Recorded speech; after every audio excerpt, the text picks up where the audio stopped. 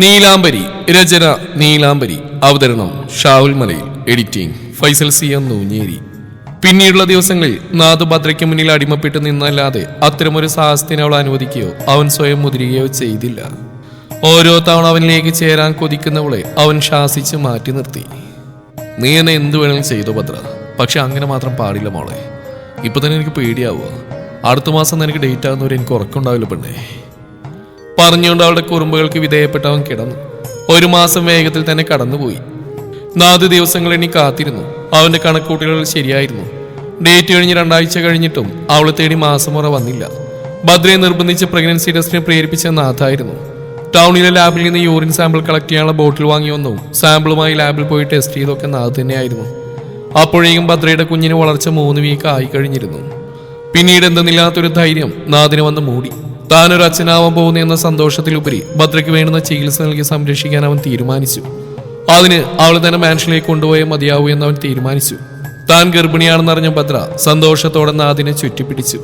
തന്റെ പ്രിയപ്പെട്ടവരുമായി ജീവിക്കാനുള്ള കൊതി അവളെ വന്ന് മൂടി. ആ ജീവിതം സ്വപ്നം കണ്ട് അവൾ ദിവസങ്ങൾ തള്ളി നീക്കി. ഭദ്രയുടെ വയറിൽ ചെവി ചേർത്ത് കിടക്കുക അവൻ പതിവാക്കി. ഭദ്ര, ഞാനൊരു കാര്യം പറഞ്ഞോട്ടെ. എന്താ? നീ കരുതും പോലെ ഞാനൊരു അനാഥനല്ല. എനിക്കായിട്ടൊരു കുടുംബമുണ്ട്. അവിടെ ഞാൻ വരുന്നതും കാത്തിരിക്കുന്ന കുറെ ആൾക്കാരുണ്ട്. എനിക്കൊരു മകനുണ്ട്. മകനെന്ന് കേട്ടതും ഭദ്ര വിശ്വസിക്കാനാവാതെ നാഥിനെ നോക്കി. ഒരു ചിരിയോടെ നാഥ് കിരണിനെ കുറിച്ച് പറഞ്ഞു. ഭദ്ര സമാധാനത്തോടാക്കാതെ കേട്ടിരുന്നു. എന്നാൽ തന്റെ കുടുംബത്തെക്കുറിച്ചോ കുടുംബക്കാരെ കുറിച്ചോ ഒന്നും തന്നെ നാഥ് പറഞ്ഞിരുന്നില്ല. ഭദ്ര, കിരൺ കൂടാതെ എനിക്കൊരു രാജകുമാരൻ കൂടിയുണ്ട്. അവന്റെ രാജകുമാരിയാ നിന്റെ വയറ്റിൽ വരുന്നത്. അതെ, മോള് തന്നെയാ. എനിക്ക് ഉറപ്പാ. ഞാൻ അവൾക്ക് നീലാംബരി എന്ന് പേരിടും. നീ ചൂടിയിരിക്കുന്ന ഈ മുല്ലപ്പൂവും ആ കാണുന്ന നിലാവും സാക്ഷി നിർത്തി ഞാൻ പറയുക, നിന്റെ വയറ്റിലൊരു കുഞ്ഞു നീലാംബരി പൂവാ. അങ്ങ് ദൂരെ ആണൊരുത്തം വളർന്നു വരുന്നുണ്ട്. ആ രാജകുമാരൻ ഒരു ദിവസം നീലാംബരിയെ തേടി വരും. യാന്ത്രികമായി അറം പറ്റിയ പോലെ നാഥ് അത് പറയുമ്പോൾ ഭദ്ര നെറ്റി വിളിച്ചു. എന്തൊക്കെയാ വിളിച്ചു പറയുന്നത്? തേടി വരുന്നോ? അപ്പൊ നമ്മൾ എവിടെ പോവാ? ഓഹ്, ഐ ആം സോറി. ഞാൻ എന്തൊക്കെയാ അറിയാതെ സാഹിത്യം നാവിൽ വന്ന് പോയതാ എൻ്റെ പൊന്നെ. അവൻ ഇവിടേക്ക് വരില്ല. നമ്മൾ അങ്ങോട്ടല്ലേ പോകാൻ പോകുന്നത്. നാളെ ഞാൻ നാട്ടിൽ പോകും ഭദ്ര. നിനക്ക് നിറയെ സംശയങ്ങളാണെന്ന് എനിക്കറിയാം. എല്ലാം തീർത്തു തരും നിന്റെ ഈ നാഥൻ. തയ്യൽ കട തുടങ്ങേണ്ട വേണ്ടേ നിനക്ക്? ഞാൻ പോയി എല്ലാം ഒന്ന് സെറ്റ് ചെയ്തിട്ട് ഓടി വരാം.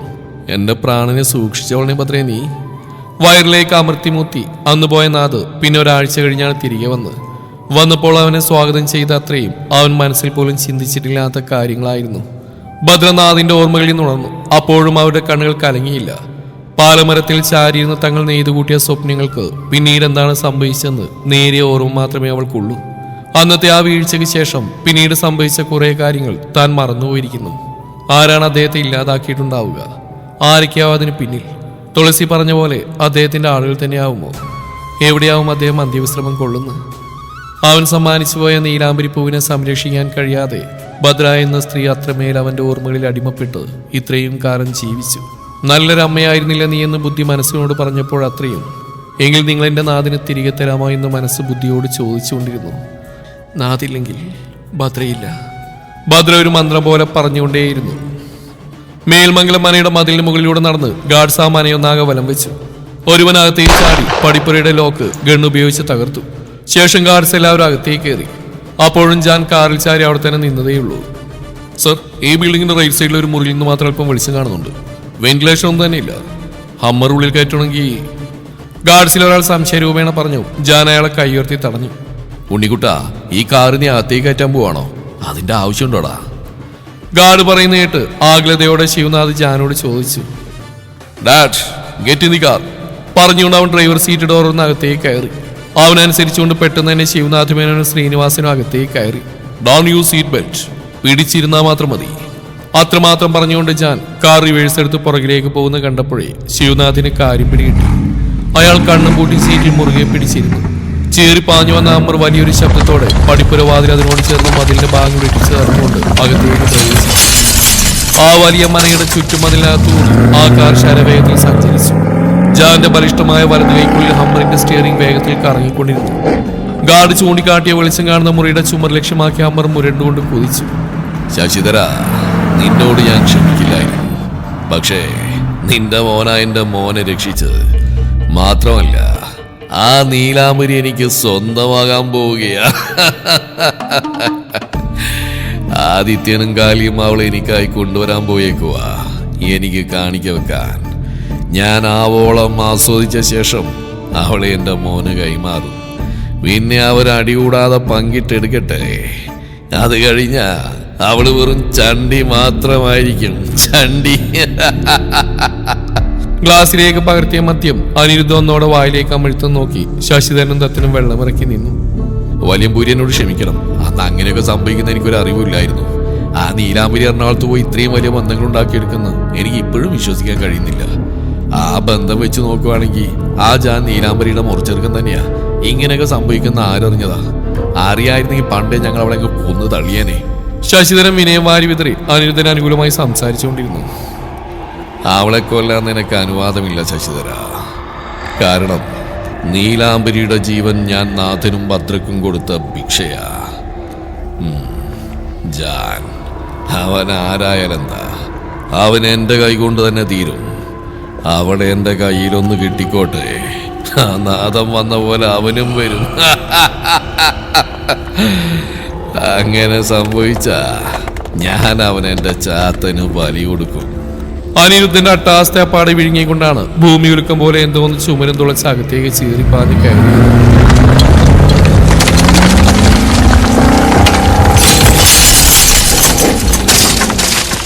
നാലുപാടും ചിന്നിച്ചിതറിയ ഇഷ്ടിക കഷ്ണങ്ങൾ ശശിധരന്റെയും ദത്തിന്റെയും ദേഹത്തേക്ക് പതിച്ചതും ഇരുവരും രണ്ടു വശങ്ങളിലേക്കായി തെറിച്ചു വീണു. ഇടിഞ്ഞു വീണ ചുമനടിയിൽപ്പെട്ട് ഭയന്ന് അലറി വിളിച്ചു ശശിധരനും ദത്തനും. മുന്നിൽ കണ്ട കാഴ്ചയുടെ ആഘാതത്തിൽ അനിരുദ്ധൻ കസേരയുടെ പുറകിലേക്ക് തെറിച്ചു വീണു. മുറിയിലെ മഞ്ഞ വെളിച്ചത്ത് അപ്പാട് വിഴുങ്ങിക്കൊണ്ട് പൊടിയും പുകയും സ്ഥാനം പിടിക്കുമ്പോൾ മുന്നിലൊരു ഹസ്തിയെ പോലെ പ്രത്യക്ഷപ്പെട്ട ഹമ്മറിന്റെ ഹെഡ്ലൈറ്റുകൾ തെളിഞ്ഞു. ഡ്രൈവർ സീറ്റ് ഡോറ് തുറന്നിറങ്ങിയവൻ പതിയെ നടന്നു വന്ന് നെഞ്ചിൽ കൈ പിണച്ചു കെട്ടി ഹമ്മറിന്റെ ബോണറ്റിൽ ചാരി നിന്നു. അപ്പോഴേക്കും ശബ്ദം കേട്ട് വാതിൽക്കിലേക്ക് ഓടിയെത്തിയിരുന്നു അനിരുദ്ധന്റെ 10ഓളം അനുയായികൾ. അവരെ കണ്ടതും നിലത്ത് കിടക്കുന്ന ഇഷ്ടികാവശിഷ്ടങ്ങളെ മറികടന്ന് ആയുധധാരികളായ 6ഓളം ബോഡി ഗാർഡ്സ് ജാന്റെ പുറകിലായി വന്ന് അവിടെ നിലയുറപ്പിച്ചു. തോക്കു ചൂണ്ടി നിൽക്കുന്ന കറുത്ത വസ്ത്രധാരികളെ കാണെ തടിമാടന്മാരായ അനുയായികളൊന്നും പരിങ്ങി. പൊടിയും പുകയും അടങ്ങിയ നിമിഷം നിലത്തുനിന്നും വേച്ച് വേച്ച് എഴുന്നേറ്റ ശശിധരനും ദത്തനും അനിരുദ്ധനെ പിടിച്ചെഴുന്നേൽപ്പിച്ചു. നിന്റെയൊക്കെ സഹായം എനിക്കോ? ഞാനൊരു ചിരഞ്ജീവിയാ. എന്നെ കൊല്ലാൻ ആർക്കും സാധിക്കില്ല. മരണം ഒരിക്കലും എന്നെ തേടി വരില്ല.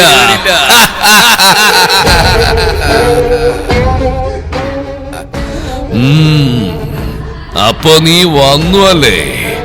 പക്ഷേ അവളെത്തിയിട്ടില്ല. നീ എന്താ ഇത്ര നേരത്തെ? ഭൂമിക്ക് കീഴ്മേൽ മറിഞ്ഞാലും തനിക്കൊരു ചുക്കും സംഭവിക്കില്ലെന്ന ഭാവത്തിൽ അനിരുദ്ധൻ ജാനെ നോക്കി ആർത്തട്ടാസിച്ചു. ശ്രീനിവാസനും ശിവനാഥുമേനോനും കാറിൽ നിന്നിറങ്ങി ജാന്റെ അടുത്തായി വന്നു നിന്നു. നിന്റെ കുടുംബം മുഴുവനുണ്ടോ ഇവിടെ? സ്ത്രീകളാരെയും കൂടെ കൂട്ടാത്തന്തേ? കൊണ്ടുവന്നില്ലേലും കുഴപ്പമില്ല.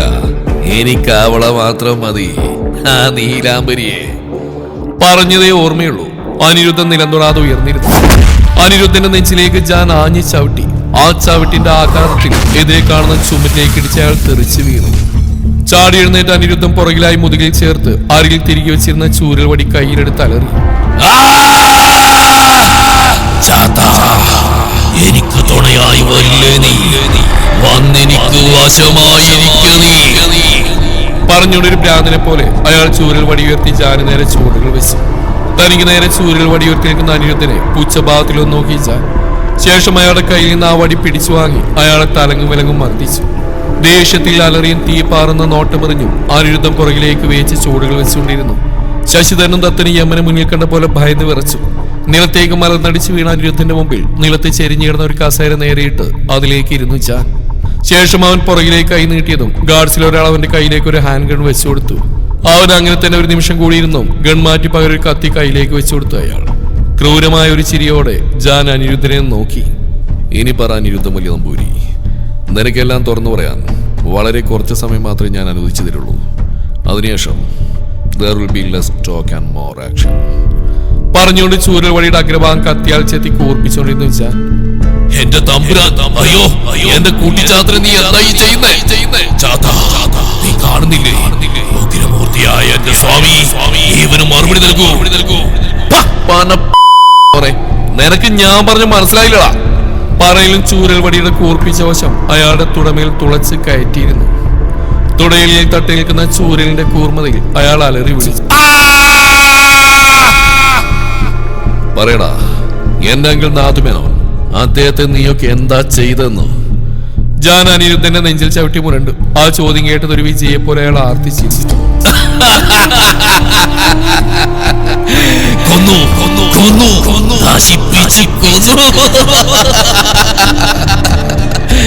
അതെങ്ങനെയാണെന്ന് അറിയണമെങ്കിൽ നീയും എന്റെ ഒപ്പം കൂടിക്കോ. അനിരുദ്ധൻ ഒരു ഭ്രാന്തനെ പോലെ അട്ടഹസിച്ചു. അയാളുടെ തുടയിൽ തറഞ്ഞിരിക്കുന്ന ചൂരലൊന്ന് ചുഴറ്റിക്കൊണ്ട് ജാൻ അത് വലിച്ചൂരിയ ശേഷം അടുത്ത കാലിന്റെ തുടയിൽ കുത്തിയിറക്കി. അനിരുദ്ധൻ വേദനയാൽ പിടയുമ്പോൾ ജാൻ സംസാരിച്ചുകൊണ്ടിരുന്നു. അതേടോ, ഞാൻ നിന്റെ കൂടെ കൂടാനാ വന്നത്. എനിക്കത് അറിഞ്ഞിട്ട് വേണം ഒരിക്കൽ കൂടി അത് റീക്രിയേറ്റ് ചെയ്യാൻ. അപ്പൊ എങ്ങനെയാ, അനിരുദ്ധം പറയുന്നോ അതോ നിന്റെ മോൻ കാലിയും കൊണ്ട് ഞാനത് പറയിപ്പിക്കണം?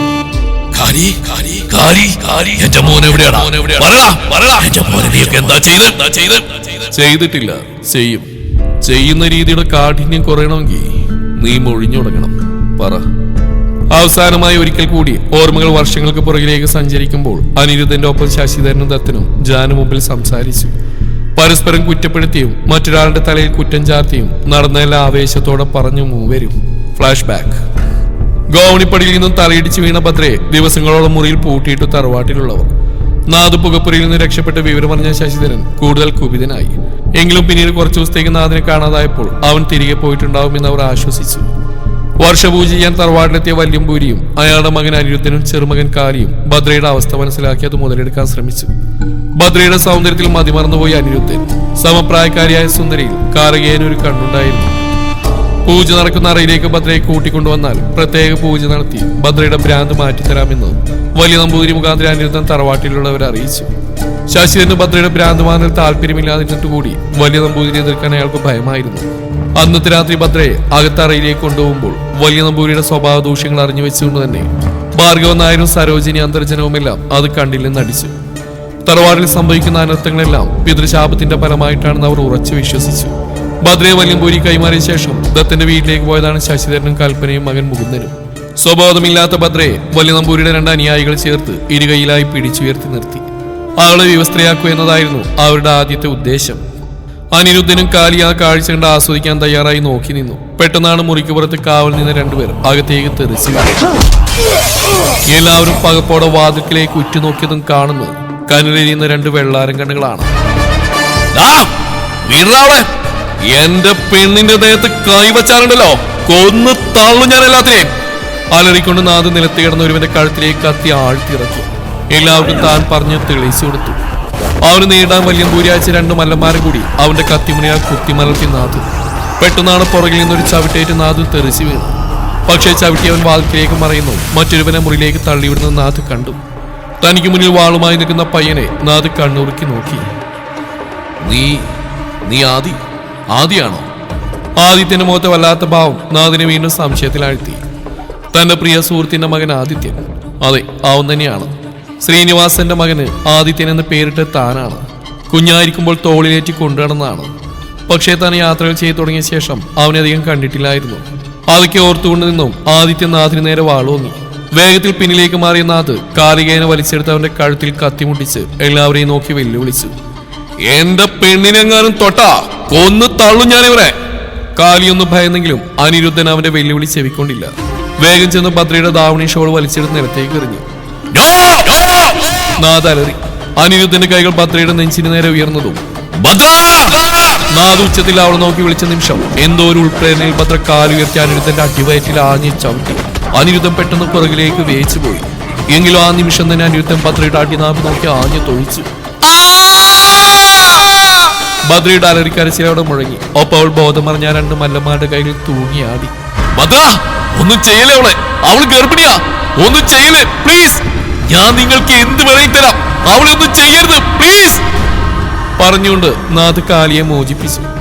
ഭദ്രയുടെ നേർക്ക് ഓടിയെടുത്ത നാഥ് അവളെ പിടിച്ചിരുന്ന 2 മല്ലന്മാരുമായി ഏറ്റുമുട്ടി. അതിലൊരുവനെ നാഥ് കുത്തി വീഴ്ത്തിയ ശേഷം വയസ്സം വല്യംപൂരിയെ ചവിട്ടി നിലത്തേക്ക് എറിഞ്ഞുകൊണ്ട് അയാളുടെ മുകളിൽ കയറിയ അയാൾക്ക് നേരെ കത്തിയോങ്ങിയ നിമിഷം അരിശമൂത്ത അനിരുദ്ധൻ ഭദ്രയ്ക്ക് നേരെ പാഞ്ഞെടുത്തുകൊണ്ട് അവളുടെ വയറിൽ വാൾ ചേർത്തു. നാഥ അയാളിൽ നിന്നും പിടിവിട്ട് പകച്ചുകൊണ്ട് മുട്ടൂത്തി നിലത്തേക്ക് ഇരുന്നു പോയി. അരുത്, എന്റെ ജീവൻ അവളെ ഒന്നും ചെയ്യരുത്. ഞങ്ങൾ എവിടേക്കെങ്കിലും പോയിക്കോളാം. ഞാൻ എന്റെ എല്ലാ സ്വത്തുക്കളും നിങ്ങൾക്ക് തരാം. നിങ്ങൾ കരുതും പോലെ ഞാനൊരു ഊര് തന്നെയല്ല. ഞാൻ നാഥു പറഞ്ഞു പൂർത്തിയാക്കും മുമ്പേ നാഥിന്റെ ഇടതേക്ക് വെട്ടേറ്റു. വേദനയാൽ പിടഞ്ഞുകൊണ്ട് അവൻ തിരിഞ്ഞു നോക്കുമ്പോൾ കാണുന്നത് ചോരയൊലിക്കുന്ന വാളുമായി നിൽക്കുന്ന ആദിത്യനെയാണ്. വലതു കൈ കൊണ്ട് അവന്റെ കയ്യിലെ വാള് പിടിച്ചു വാങ്ങി അവന് നേരെ വാളോങ്ങിയ ശേഷം ഏതോ ഒരു ഓർമ്മയിൽ നാഥ് ആദിത്യന് നേരെ അലറി. ശ്രീനി ഓർത്തു മാത്രം പോയിക്കോ, എവിടേക്കെങ്കിലും പോയിക്കോ, എന്റെ കണ്ണിന്റെ മുമ്പിൽ നിന്നും പോയിക്കോ. പക്ഷെ അടുത്ത നിമിഷം തന്നെ നാഥിന്റെ ശരീരത്തിൽ നിന്ന് അവന്റെ വലതു കൈയും വേർപ്പെട്ടിരുന്നു. അവൻ അലറി വിളിച്ചു പോയി. നിലത്തേക്ക് വീണവൻ ദയനീയ ഭാവത്തിൽ മുന്നിലേക്ക് നോക്കിയതും ശരീരത്തിന്റെ വേദനയൊന്നാകെ തന്റെ ചങ്കിൽ വന്ന് മൂടുന്ന നാഥ് അറിഞ്ഞു. അച്ഛാ. അങ്ങനെയാണ് നാഥ് ആദ്യം വിളിച്ച്. രാമച്ച. ഓ, വിളിക്കാതെടാ. എനിക്ക് അങ്ങനെ വിളിക്കാൻ എന്റെ ശിവ മാത്രം മതി. അച്ഛാന്ന് വിളിക്കാനും എന്റെ സ്വത്തുക്കൾ അനുഭവിക്കാനൊക്കെ അവകാശമായിട്ട് ഒരേ ഒരാൾ മാത്രം മതി, എന്റെ ശിവ. പിന്നെ നിന്റെ പെങ്ങളെന്റെ മോൻ പൊന്നുപോലെ നോക്കുന്നുണ്ട്. എന്റെ ഉണ്ണിക്കുട്ടന് ഭാരമായിട്ട് ആ ചക്കരിനി വേണ്ട, നിന്റെ മകൻ കിരൺ. നിന്നെ ഇവിടെ ഉപയോഗിച്ച് നിന്റെ രാമച്ചൻ പോവാ. കൂട്ടിന് ആ പയ്യനെയും ഞാൻ അയച്ചേക്കാം. നാഥ് ഒരു തളർച്ചയോടെ നിലത്ത് നെറ്റിമുട്ടിച്ച് കിടന്ന് അലറിക്കരഞ്ഞു. ആ ശശിധരനും കുടുംബവും ഏത് നിമിഷവും ഇവിടേക്ക് വരും. നിങ്ങൾ പോയിക്കോ. അപ്പൊ പറഞ്ഞ തുക അതെനിക്ക് കിട്ടിയിരിക്കണം. രാമഭദ്രനെ നോക്കി അനിരുദ്ധൻ പറഞ്ഞു. രാമഭദ്രൻ ക്രൂരമായ പുഞ്ചിരിയോടെ പറഞ്ഞു. പിന്നെന്താ, പറഞ്ഞതിന്റെ ഇരട്ടി തന്നേക്കാം. പകരം ഇവനെ പെട്ടെന്ന് തീർത്തേക്ക്. എന്റെ കുഞ്ഞിനെ വേദനിപ്പിക്കല്ലേ, എനിക്കത് സഹിക്കില്ല. ഇവന്റെ പെങ്ങൾ എനിക്ക് സമാധാനം തരുന്നില്ല. അവൾക്കൊരു സൂചന കൊടുത്തിട്ടാ ഈ നാശിച്ചവനിവിടേക്ക് വന്ന്. എന്നിട്ട് വേണം എനിക്ക് വിശദമായിട്ടൊരു കഥ വേനയാൻ. നാഥിനെ പരിഹസിച്ചുകൊണ്ട് രാമഭദ്രൻ ആദിത്യനെയും കൊണ്ട് അവിടെ നിന്നും പോയി. ആദിത്യന്റെ കണ്ണുകൾ അപ്പോഴും നിലത്തിടക്കുന്ന ഭദ്രയിലുടക്കി നിന്നു. അനിരുദ്ധം പതിയെ നാഥിന്റെ അടുത്ത് വന്ന് നിലത്തായിരുന്നു. നാഥ, എനിക്ക് നിന്നോട് സഹതാപം തോന്നുന്നുണ്ട്. പാവം നീ. 2 കൈകൾ നഷ്ടപ്പെട്ട് നീ ഇനി എങ്ങനെയാ നിന്റെ ക്യാമറ ഉപയോഗിക്കുന്നത്? അതുകൊണ്ട് ഞാനൊരു കാര്യം പറയാം. എന്റെ മുന്നിൽ 2 ആവശ്യങ്ങളുണ്ട്. അതിലൊന്ന് ചാത്തനെ പ്രീതിപ്പെടുത്തുക എന്നാണ്. അതിനായിട്ട് എനിക്കൊരു മനുഷ്യ ശരീരം വേണം. 2, എന്റെ ശരീരത്തിന്റെ ദാഹം തീർക്കാൻ എനിക്കൊരു പെണ്ണിനെ വേണം. വേണമെങ്കിൽ എനിക്ക് നിന്റെ അനുവാദമില്ലാതെ ഈ 2ഉം ചെയ്യാം. എങ്കിലും നീ നേരത്തെ എന്തോ പറഞ്ഞില്ലേ, നീ ഒരു ഊരുതണ്ടിയല്ലെന്നും നിനക്ക് സ്വത്തുക്കളുണ്ടെന്നും. അതെനിക്ക് നേരത്തെ അറിയായിരുന്നു. അതുകൊണ്ട് ആ സ്വത്തുക്കൾ എനിക്ക് തന്ന ഞാൻ നിങ്ങളെ 2 പേരെയും ജീവിക്കാൻ അനുവദിക്കാം. പക്ഷേ ഈ ഭദ്ര, ഞാൻ അവൾ ഒരുപാട് കൊതിച്ചു പോയി. കുറച്ച് ദിവസത്തേക്ക് നീ ഇവളെ ഞങ്ങൾക്ക് തന്ന നിന്നെ ഞാനിപ്പോൾ ആശുപത്രിയിൽ എത്തിക്കാം. ഞങ്ങൾ വേണ്ട പോലെ ആസ്വദിച്ച ശേഷം ഞാൻ നിനക്ക് ഭദ്രയെ മടക്കി നൽകാം. പക്ഷേ വയറ്റി കിടക്കുന്ന കുഞ്ഞിന്റെ കാര്യത്തിൽ ഞാൻ ഉറപ്പ് പറയുന്നില്ല. അതിപ്പോ നിന്റെ അല്ലല്ലോ, രാമാനുജന്റെ കുഞ്ഞ്. നിനക്കെന്തിനാ? നീ ഇവളെയും കൊണ്ട് ദൂരേക്ക് എവിടെയും പോയി ജീവിച്ചോ. എന്തു പറയുന്നു? വേണ്ട, നോ നോ, അവളെ തൊട്ടുപോകരുത്. എന്നെ എന്ത് വേണമെങ്കിലും ചെയ്തോ, എന്റെ ഭദ്രയൊന്നും ചെയ്യരുത്. അവളുടെ വയറ്റി കിടക്കുന്ന എന്റെ ചോര. എന്റെ കുഞ്ഞിനെ ഒന്നും ചെയ്യല്ലേ. നിങ്ങൾക്ക് ബലി നൽകാൻ വേണ്ട ഒരു മനുഷ്യ ജീവനല്ലേ? എടുത്തോ, എന്നെ എടുത്തോ. പകരം എന്റെ പെണ്ണിനെ, എന്റെ കുഞ്ഞിനെ ഒന്നും ചെയ്യരുത്. നിന്റെ ചോരയോ? അത് രാമാനുജന്റെ ചോരയാ. ഏയ്, എന്റെ മോളാ. എന്റെ മോള അവിടെ വയറ്റിൽ. അല്ലാന്ന് പറഞ്ഞ കൊല്ലു ഞാൻ. 2 കൈയില്ലാത്ത നീ ഞങ്ങളെ എങ്ങനെ കൊല്ലാനാണ്? അനിരുദ്ധ, വേണ്ട. 2 ഉயிருള്ള പെണ്ണിനെ ഉപദ്രവിച്ച ചാത്തൻ ചിലപ്പോ പൊറുക്കില്ല. മുത്തശ്ശന്റെയും ചാരുമതിയുടെയും കഥയറിയില്ലേ നിനക്ക്? വയറ്റിക്കണ്ണിയായ ചാരുവിനെ കൊന്ന ശേഷം മനയിലുണ്ടായ അനിഷ്ടങ്ങൾ നീ മറന്നാലും ഞാൻ മറക്കില്ല. കാരണം നീ അന്ന് ജനിച്ചിട്ടില്ല. കുട്ടിയായ ഞാൻ ആ കഥ കേട്ട അവളെന്ന്. ഇവളെ നമുക്ക് ഇനിയും കിട്ടും. കാലം മാറി വരികയാ. എങ്കിലും പെണ്ണിനെ ഏത് കാലത്തും പ്രാപിക്കാം. പെണ്ണിന്റെ ശരീരത്തിന് ഈ ലോകം അത്ര വിലയെ കൽപ്പിക്കുന്നുള്ളൂ. പക്ഷെ അതുപോലെ അല്ല നരബലി. ഇതുപോലൊരുവനെ ഈ കാലത്തോ ഇനി വരാൻ പോകുന്ന കാലത്തോ ബലി നൽകാൻ കിട്ടിയെന്ന് വരില്ല. വലിയമ്പൂരി അനിരുദ്ധനെ പറഞ്ഞു മനസ്സിലാക്കി. ഭദ്രയെ അവിടെ വയറ്റിലെ കുഞ്ഞിനെ ഉപേക്ഷിച്ച് നാദിനെയും കൊണ്ട് അവർ തറവാടിന്റെ ഉള്ളറകളിൽ മറഞ്ഞു. തുടരും ഈ കഥയുടെ ബാക്കി ഭാഗം നാളെ ഇതേ സമയം.